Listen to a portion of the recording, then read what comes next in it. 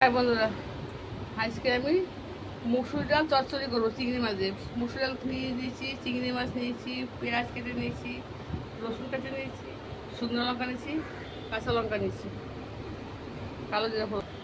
এই দেখুন, কালো জিরা শুকনো লঙ্কা ফোড়ন দিয়ে দিলাম। এবার রসুন পেঁয়াজটা দিয়ে দিলাম। দেখেন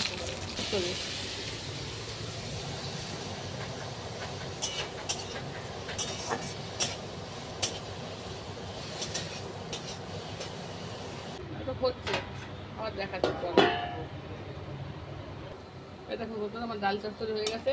একটু হালকা কাঁচা তেল দিয়ে দিই, চিংড়ি মাছ দিয়ে কাঁচা এই ডাল চচ্চড়ি এরপরকে খাকে দেখি। এটা এখন নামিয়ে দিচ্ছি আমি। দেখুন, এই দেখেন বন্ধুরা, আমার মুসুর ডাল চচ্চড়ি হয়ে গেছে চিংড়ি মাছ দিয়ে। দেখুন, চিংড়ি মাছ দিয়ে মুসুর ডাল চচ্চড়ি হয়ে গেছে।